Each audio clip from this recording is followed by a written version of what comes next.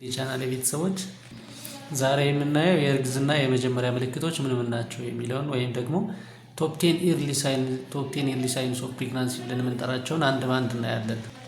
የመጀመሪያው የወር አበባ መዘግየት ወይም ደግሞ ሚስድ ፔሪድ ብለን የምንጠራው ነው።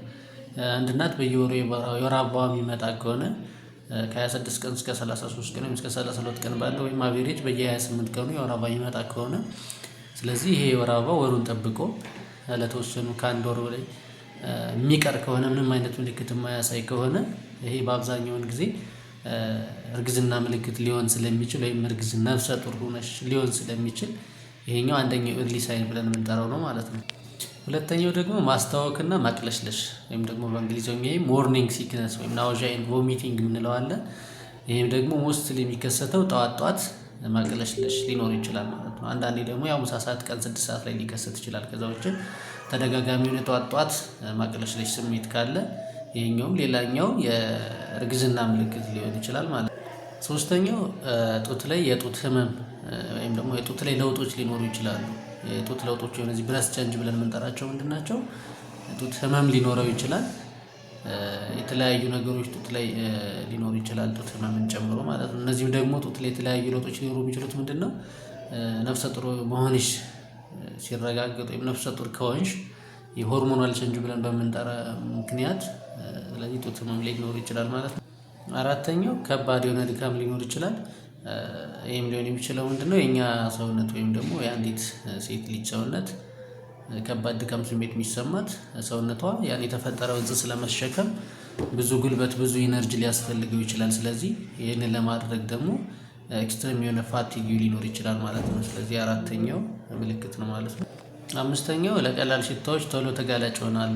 ስለዚህ እንደምናውቀው አንዲት እናት ነፍሰ ጡር ምናምን ስትሆን ሽታዎችን ቶሎ ዲቴክት የማድረግ ባህሪ ያላት ማለት ነው። ስለዚህ ቶሎ የማሽተት ባህሪ ካላት ወይም ደግሞ ቶሎ የሚሸቷት ከሆነ በትንሽም ነገር ይሄኛው ሌላኛው ምልክት። ስድስተኛው ምንድነው? ቀለል ያለ ደም መፍሰስ ወይም ላይት ስፖቲንግ ይኖራል፣ ቀጣይነት የሌለው ማለት ነው። ስለዚህ ምንድነው ሊሆን የሚችለው? ኢምፕላንቴሽን ብሊዲንግ ወይም ደግሞ ጽንስ ሲፈጠር እንደዚህ አይነት ነገር ሊፈስ ስለሚችል ይሄኛውም ሌላ ምልክት ነው ማለት ነው። ሰባተኛው ምንድነው? ተደጋጋሚ የሆነ ሽንት መሄድ። ስለዚህ ተደጋጋሚ የሆነ ሽንት ማለት ሊኖር ይችላል። ይህም ሊሆንበት የሚችለው ምንድነው? በሆርሞኖች ምክንያት ኩላሊት ቶሎ ስለሚሰራ ሽንትን ስለሚያጣራ ስለዚህ ወደታችም ቶሎ ስለሚለቅ በጣም ቶሎ ሽንት ቤት የመሮጥ የመሄድ ባህሪ ይመጣል ማለት ነው። ስምንተኛው ደግሞ ምንድነው? ሙድ ስዊንግ ወይም ደግሞ የሙድ መቀየር፣ የስሜት መቀየር ይኖራል። ስለዚህ አይታችሁ ከሆነ ያው አንዳንድ እናቶች ነፍሰ ጡር በሚሆኑበት ጊዜ ይነጫነጫሉ፣ የባህሪ የጸባይ ለውጥ ያመጣሉ። ስለዚህም ይህም አንደኛው ሆርሞናል ኢፌክት ስለሆነ ከአስሮቹ ኤርሊ ሳይን ኦፍ ፕሬግናንሲ መካከል አንደኛ አድርገነዋል ማለት ነው።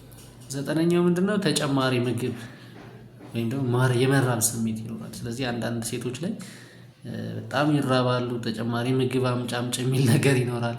አንዳንዶቹ ጋር ደግሞ የተለየ ስሜት ኑሮ ምግብ በሚበሉበት ሰዓት ማቅለሽለሽ ስሜት ይኖራል፣ ቅድም እንደነገርኳችሁ። ስለዚህ ይሄኛውም ልክ እነዚህ ቶፕ 10 ኤርሊ ሳይን ኦፍ ፕሬግናንሲ ብለን ከምንጠራቸው መካከልስ እንደ ቶፕ 10 አካተነዋል ማለት ነው።